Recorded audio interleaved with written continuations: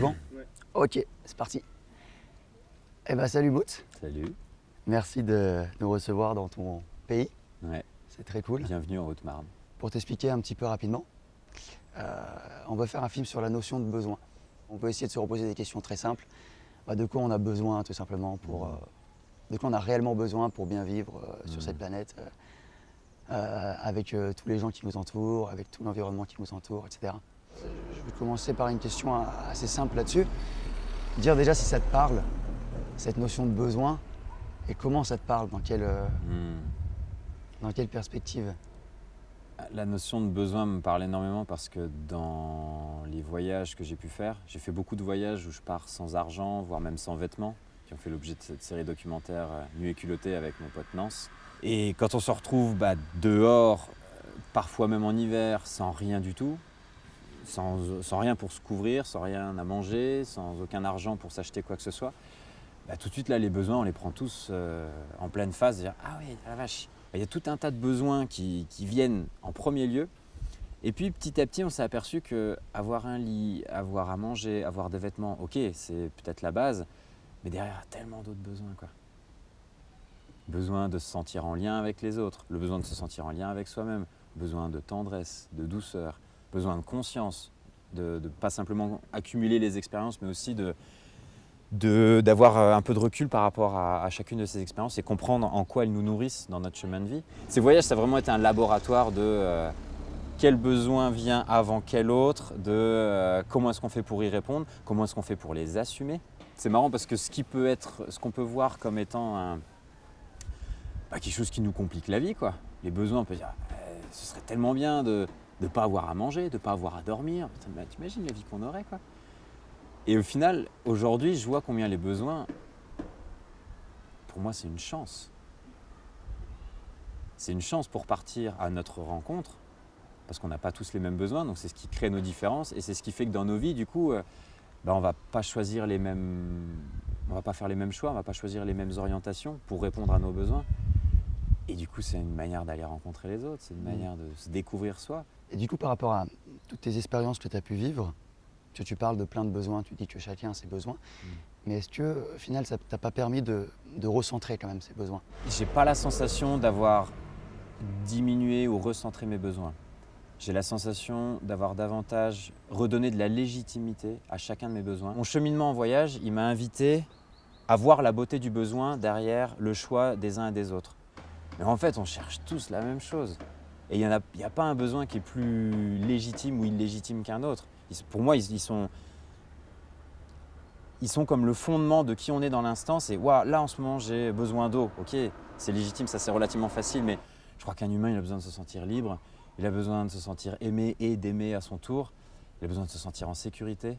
Il y a 3, 4, 5 choses comme ça qui sont vraiment fondamentales et après qui vont se mettre dans acheter tel objet, un téléphone, dans partir à l'autre bout du monde, peut-être pour se sentir libre. Mais peut-être qu'en se sentant libre, on va faire des belles photos qu'on va mettre sur Facebook et on va se sentir aimé par les copains. Je trouve ça merveilleux, cette mécanique humaine qui nous fait jouer aux poupées russes. Ouais, j'aime bien cette expression. Ouais. C'est assez beau quelque part, parce que tu donnes la légitimité, quelque part, aux besoins des gens en général. Ouais. Parce que sur ce genre de sujet, et c'est le travers dans lequel on essaie de ne pas rentrer, on en arrive facilement à donner des normes, entre guillemets. Alors qu'en fait, on se rend compte, quand on va un peu plus fouiller, que c'est plus compliqué. C'est plus complexe, mais à la fois c'est très simple. C'est derrière chaque acte, un humain il fait de son mieux. Moi j'ai cette conviction quoi. À chaque fois on se dit non mais moi j'aurais pas fait comme ça. Ben oui, mais il fait de son mieux avec ce qu'il a entre les mains, avec la connaissance qu'il a, avec les ressources qu'il a. Et je trouve ça beau en fait de revenir à ok, ce mec il est comme moi, c'est juste il fait avec les cartes qu'il a en main et puis il se débrouille quoi. Mais du coup, ça touche quelque part à cette recherche un peu intérieure, à un besoin que je pourrais appeler Besoin de spiritualité. Ouais, du coup pour mieux savoir gérer tout le reste et tous les autres. Je sais pas ce que tu en penses à un niveau personnel, au niveau cheminement, toi, si avec ça, tu as réussi à connaître un peu mieux tes besoins, à se dire ok alors je ressens ça, je vais réagir de telle façon. C'est vraiment marrant parce que elle me fait du bien cette conversation, merci beaucoup. Parce qu'elle me permet de revenir vraiment à ce que je pense dans le fond et à pas m'en écarter. Tu vois, La spiritualité, c'est quelque chose de très important pour moi, qui prend une place de plus en plus conséquente dans ma Bien vie. sûr. Néanmoins, ça encore, c'est qu'une stratégie. Je ne vois pas ça comme un besoin. Le besoin qu'il y a derrière, pour moi, et pour d'autres personnes qui vivent une spiritualité, ça pourrait nourrir d'autres choses. Pour moi, c'est un besoin de lien. D'ailleurs, c'est marrant parce que religion, ça vient de relier. Ça vient de se relier Relier, à ouais. soi, aux autres, à la nature, à une entité supérieure qu'on pourrait appeler Dieu. Mais en tout cas, de moins se sentir seul et coupé, de moins se sentir dans la dualité avec le reste. De rechercher ce lien, bah ouais, on peut le chercher dans la spiritualité, mais on peut le chercher aussi dans l'alcool, en faisant une bonne grosse chouille avec les copains. Putain, on se sent ensemble, quoi. Ça nourrit la même chose. Et quelque part, est-ce que c'est pas un acte presque spirituel? Ah. C'est un peu marré, mais J'adore ça. C'est trop cool. je me demande pourquoi en fait pourquoi on fait tout ça, pourquoi on cherche autant à vouloir se cacher de nous-mêmes au final, à vouloir se regarder, comme on dit, un peu en face, à vouloir accepter un peu comme on est. Mais non, chercher à aller vers ci, Mettre vers des ça. chapes de plomb Ouais, voilà, par-dessus. c'est ça, exactement. Bah, je sais pas pour les autres, mais pour moi, je peux voir que la difficulté à aller vers moi-même et à assumer mes besoins, c'est que ça me plonge dans une vulnérabilité qui m'insécurise énormément. Mais dans le fond, c'est juste un moment de aïe, je me sens petit, j'ai pas confiance d'avoir accès à mes ressources. Ouais. Et c'est ça qui est difficile, c'est de faire grandir cette foi qu'au fond de nous, on a toutes les ressources. C'est juste qu'on n'a pas les clés encore. J'ai l'impression qu'on est comme une grande cave où il y a plein de petites portes, où il y a des ressources mais incommensurables à l'intérieur. Mais c'est juste que quand on démarre, au début dans la vie, on a une clé, 2 clés, 3 clés, 12. Et on apprend à les ouvrir.